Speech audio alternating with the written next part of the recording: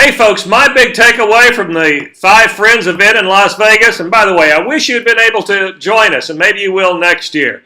Here's my takeaway.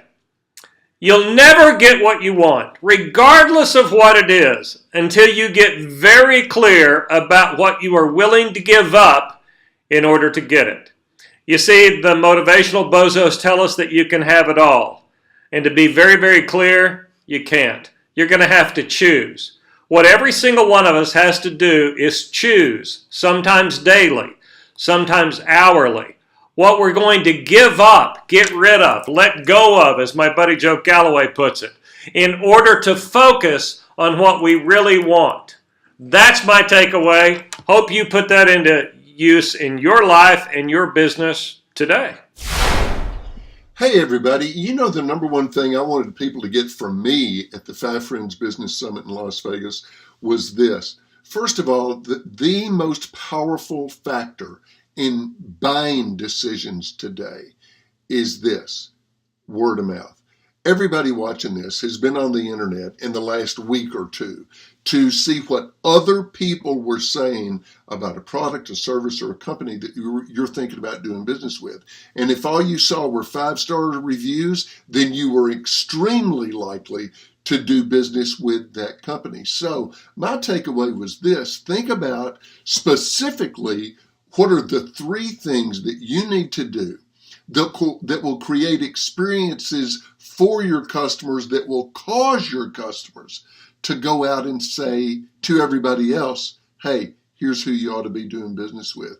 Think about that today. Are you focusing on those things that matter most in creating positive word of mouth? Have a great day. Hey, it's Randy Pennington with one takeaway from the Five Friends Business Summit. The present should be guided more by the future than the past. So here's what that means for you and for your business. Where you invest your energy and resources today should reinforce the results and relationships you want in the future, rather than the ones that you had in the past. This principle applies to every area of your business: how you interact with customers, market your services, and especially how you build and sustain your organization's culture.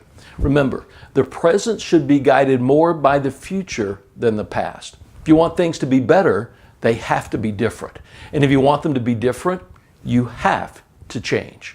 I'll see you next time. Hi, this is Mark Sanborn with my one biggest idea that I hope anyone who was at the Five Friends Summit took away. I call it the potential principle.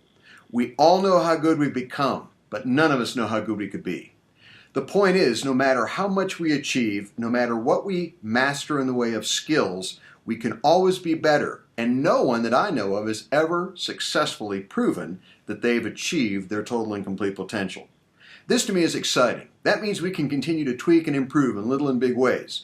That we don't have to wake up in the morning and think, today's as good as I'm ever going to be. That's what makes business exciting. That's what makes life exciting.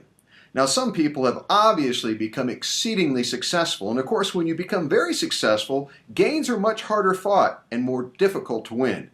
And yet, we can all get better. The potential principle, the big message. We all know how good we've become, but none of us know how good we could be. So here's one big idea from the Five Friends Business Summit for you, and that is that your customers aren't evaluating you on an industry-specific basis. Now, here's what that means. In other words, if you have a dry cleaners, we tend to think that everybody evaluates our business against the other dry cleaners down the road. That is not what customers are doing. Certainly, they want you to be better than other dry cleaners, a greater value to them. But here's what they do. They evaluate you against the totality of places where they're doing business. In other words, if the barista at Starbucks remembers their name, why doesn't the dry cleaners remember their name?